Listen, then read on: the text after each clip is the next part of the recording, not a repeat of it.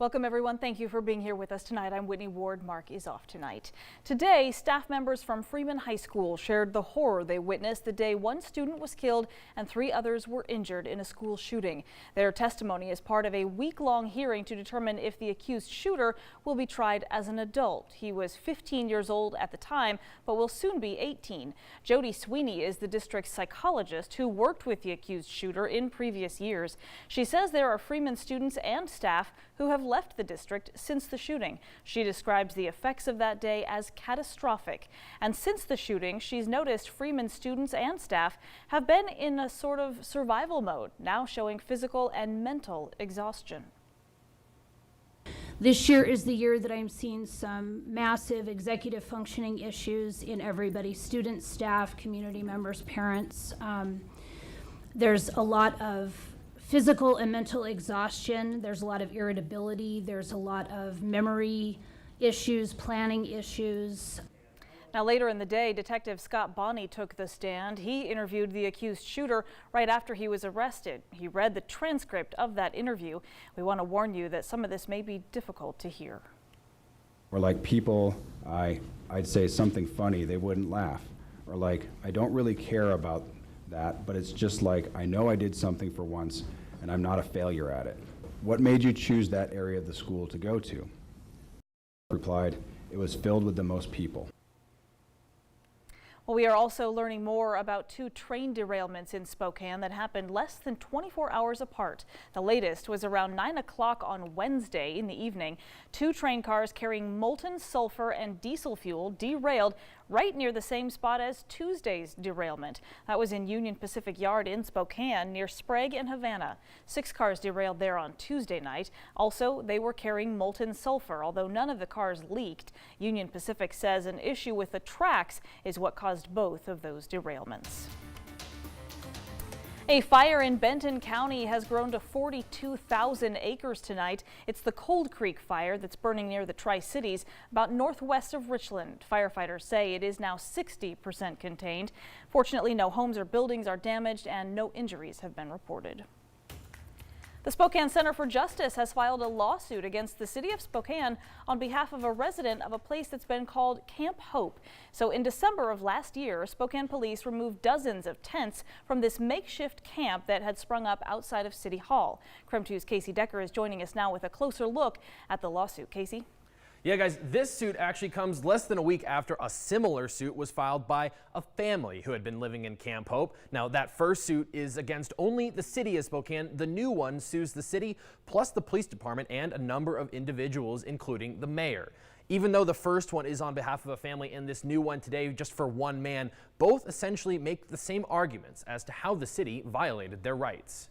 When the city decided to clear out Camp Hope, the part encampment, part protest outside City Hall, they posted these notices on the tents. Move your stuff within 48 hours. These are the crux of the lawsuits. The notices cite the city's anti-camping ordinance, promise the option of hearings, and say items of obvious value will be preserved. The first argument in both suits is that the camping ordinance was not enforceable, that it can only be enforced when there's shelter space available. The suits make 2 claims here. One, that the warming centers don't count as shelter space because they close every morning and leave no place for people to store their stuff. 2, that there weren't even enough spaces in the warming centers at the time of the notices. Now, the second argument. The suits call those hearings the notice promised a sham. They say it was just one cop presiding, that there was no due process, some people didn't even get hearings, and that the cop rejected every single plea. The third argument, that the city did not preserve items of obvious value. The suits say workers simply threw everything into garbage trucks. And not only that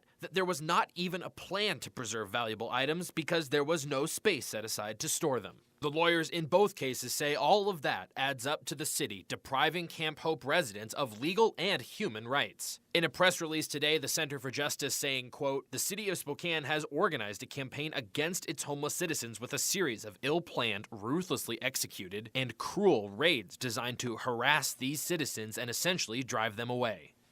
Now, in terms of what they're looking to get from these lawsuits, both are seeking money, and the newer suit also asks the court to stop the city from doing similar evictions in the future. We asked the city for comment today, and a spokeswoman said they had none. Whitney? All right, Casey, thank you. Well, fortunately, this weekend, we're not going to see nearly the wind that we saw yesterday. However, the temperatures are definitely on the rise. Meteorologist Thomas Patrick in the Weather Center tonight with our Need to Know weather. Thomas? Yeah, good evening, Whitney. And yeah, things are finally going to heat up, not just a little bit like this weekend, but a lot more come next week. July finally feeling the part. And we will make that transition over the weekend. So tomorrow, by the way, first number you see, 49. That's the morning low on Saturday. So still a little bit cool to start the day, but 81 for the high Saturday and then up to 88 on Sunday. Much warmer. But yeah, again, things starting out cold. In fact, we were just 1 degree off the record low temperature this morning. This has been the story this July so far. Very cool weather for the inland Northwest for the season, but that flips next week. So we will be above average most of next week, while the Midwest and the East Coast, which is baking right now, they finally get the cool off come next week as well. So 90s finally in the forecast for the first time this July. I'll tell you how many days next week will be 90 or above coming up in just a few minutes. About 20 minutes from Phelps Field, just silence. My engine stopped completely. Tense moments for one pilot as he landed his plane on a highway last night. That emergency landing happened late last evening on Highway 97 near South Caribou Ridge Road in Kootenai County. KREM 2's Tim Pham has more now from that pilot who managed to pull it off.